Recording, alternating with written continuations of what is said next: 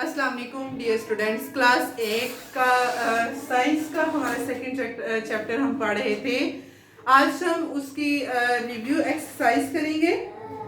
Exercise है basically इसकी, इसमें हमारी ब्लैंक्स हैं, कुछ एमसीक्यूज हैं और short answers and long answers हैं। सबसे पहले हम करते हैं ब्लैंक के बारे में। क्या लिखा हुआ है इन्होंने? सबसे पहली फिल इन द ब्लैंक है tongue rolling is a character. Tongue rolling कौन सा कैरेक्टर है? तो ये हमने कल पढ़ा था कि tongue rolling is an inherited character. Inherited character है, जेनेटिक कैरेक्टर है बेसिकली ये। तो यहाँ पर आएगा इनहेरिटेड या genetic. The process by which a parent cell divide into two और मोर सेल्स इज कॉल्ड। कि ऐसा प्रोसेस जिसके जरिए एक सेल, पेरेंट सेल दो या दो से ज्यादा सेल में डिवाइड करे, उस प्रोसेस को हम क्या कहते हैं? सेल डिवीजन कहते हैं। And it is of two types. We studied about mitosis and meiosis. Next third है in dash a daughter cell contain half the number of chromosome as that of parent cell. कि किस cell division में जो daughter cells हैं उनमें parent cell के मुकाबले में जो क्रोमोसोम नंबर है वो हाफ होते हैं। तो वो किसमें थे? मायोसिस में, क्योंकि माइटोसिस में तो सेम होते हैं, तो मायोसिस में हाफ होते हैं। फोर वाला है the secret of heredity was discovered by. कि किसने जो है वो हेरिडिटी के सीक्रेट को डिस्कवर किया था? And we studied about this के फादर ऑफ जेनेटिक्स भी इसको कहा जाता है, जॉन ग्रिगोर मेंडल। तो उसने हेरिडिटी के बारे में बताया था। The nucleus of a cell contain dash which carry instruction to the next generation. कि न्यूक्लियस ऑफ द सेल में क्या चीज ऐसी होती है जो नेक्स्ट जनरेशन में इंस्ट्रक्शन पास करती है? तो उसको हम कहते हैं क्रोमोसोम्स। तो क्रोमोसोम्स के ऊपर जीन्स प्रेजेंट होते हैं और जीन्स में बेसिकली हमारे पास होती हैं इंस्ट्रक्शंस जो कि नेक्स्ट जनरेशन में पास होती हैं। तो ये क्रोमोसोम होगा। नेक्स्ट एमसीक्यूज है, चूज द करेक्ट स्टेटमेंट। पहली है which statement is not true for mitosis. A parent cell divide into two daughter cells. तो ये तो ठीक है, ये तो ट्रू है। हमने वो बोलनी है जो ट्रू नहीं है। It complete in two cycles. Mitosis no, mitosis तो एक साइकिल में कंप्लीट हो जाती है, मायोसिस दो में होती है, मायोसिस 1 एंड मायोसिस 2। तो ये बी ऑप्शन इसका करेक्ट है। Which one is not a heredity character in human being. Tongue rolling हमने पढ़ा कि वो एक हेरिडिटी कैरेक्टर है।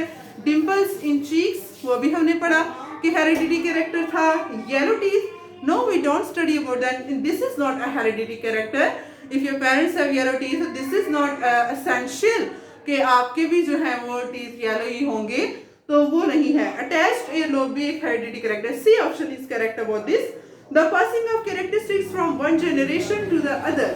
कि एक जनरेशन से दूसरी जनरेशन में जो कैरेक्टरिस्टिक्स पास होती हैं उसको हम क्या कहते हैं? Selective breeding. No, selective breeding तो एक ऐसा प्रोसेस है जिसमें हम आर्टिफिशियली ऑर्गेनिजम्स जो हैं, जो सूटेबल कैरेक्टरिस्टिक्स जो हमें चाहिए उनको हम लेते हैं, सेलेक्ट करते हैं, उनको ब्रीड करवाते हैं और फिर आगे से डिजायर्ड ऑफस्प्रिंग प्रोड्यूस होते हैं। Genetic engineering no. C option is heredity. Heredity ठीक है, हेरिडिटी ही एक ऐसा प्रोसेस है जिसके जरिए एक जनरेशन से दूसरी जनरेशन में कैरेक्टरिस्टिक्स पास हो जाती हैं। फोर्थ है section of DNA with in a chromosome that control or represent a single character is called। कि डीएनए या क्रोमोसोम के अंदर एक छोटा सा सेक्शन होता है जो कि कैरेक्टर्स को कंट्रोल करता है, उसको हम क्या कहते हैं? तो उसको हम जीन कहते हैं। ए ऑप्शन इसका ठीक है। उसके बाद which statement describe one characteristics of DNA. कि इनमें से कौन सी एक स्टेटमेंट है जो डीएनए की कैरेक्टरिस्टिक को डिस्क्राइब करेगी? तो D option it is the pattern for the replication of genetic information. तो इसमें सी डी ऑप्शन हमारा ठीक है। The cells produced as a result of cell division are called. कि सेल डिवीजन जब होती है तो जो सेल्स बनते हैं उनको हम क्या कहते हैं? Daughter cells. और जो सेल डिवाइड होते हैं उनको हम कहते हैं parent cell. Which cell in an organism body are responsible to the transfer characteristic to the next generation. कि ऑर्गेनिज्म की बॉडी में कौन से सेल हैं जो कि अगली जनरेशन में कैरेक्टरिस्टिक्स को ट्रांसफर करेंगे? तो नर्व सेल्स नहीं, नर्व सेल्स तो नर्वस सिस्टम में हेल्प करते हैं, मसल सेल्स भी नहीं है। C option is sex cells या गैमीट्स। यस, गैमीट्स या सेक्स सेल्स फीमेल में एग और मेल में स्पर्म्स होते हैं, तो वही दोनों मिलते हैं और कैरेक्टरिस्टिक नेक्स्ट जनरेशन में पास हो जाती हैं। The nucleus of an organism cell is important for offspring because एक ऑर्गेनिज्म के सेल का जो न्यूक्लियस है वो ऑफस्प्रिंग्स के लिए इम्पोर्टेंट क्यों होता है? इस वजह से क्योंकि उसके अंदर क्रोमोसोम्स होते हैं जो कि पेरेंट्स से ऑफस्प्रिंग में कैरेक्टरिस्टिक्स को ट्रांसफर करते हैं। तो बी ऑप्शन इसका ठीक है।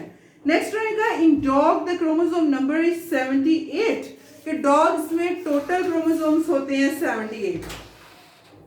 How many chromosomes are present in dogs gamete cells कि गैमीट सेल्स में कितने क्रोमोसोम होंगे? आपको पता है कि जैसे हमें ह्यूमंस तो हमें 46 क्रोमोसोम्स होते हैं in the form of 23 pairs,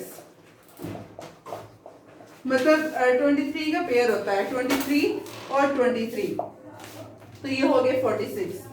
ठीक है, अब हमने पढ़ा था कि ये जो 23 हमारे पास पेयर्स होते हैं इनमें से जो 22 पेयर्स हैं दे आर ऑटोसोमल और एक जो पेयर होता है वो हमारे पास जेनेटिक पेयर होता है। तो इसी तरह से डॉग्स का भी है कि उनमें 39 पेयर्स होते हैं, तो 39 पेयर्स में से उनमें 38 जो होंगे वो ऑटोसोमल और जो लास्ट वाला होगा वो ही हमारे पास जो 76 क्रोमोसोम्स होंगे वो हमारे पास बेसिकली उसमें ऑटोसोमल होंगे। तो ये डी ऑप्शन में 76 वाला ठीक है। Chromosomes are present in the, कहाँ पर प्रेजेंट होते हैं? न्यूक्लियस ऑफ द सेल में, तो ये न्यूक्लियस वाला ऑप्शन ठीक है। ये थे भाई आज हमारे एमसीक्यूज और फिल इन द ब्लैंक्स। कल हम शॉर्ट आंसर्स करेंगे और इंशाल्लाह परसों के लेक्चर में हम डिटेल्ड आंसर्स करेंगे और इस तरह से हमारा ये चैप्टर कंप्लीट हो जाएगा। तो इससे रिलेटेड आपने ज्यादा से ज्यादा एमसीक्यूज बनाने हैं और ज्यादा खुद से बनाएं, सर्च करके बनाएं, टॉपिक के अंदर से भी बनाएं ताकि आपके इंफॉर्मेशन कलेक्ट हो। तो आज के लिए इतना ही, कल हम नेक्स्ट करेंगे। अस्सलाम वालेकुम, अल्लाह हाफिज।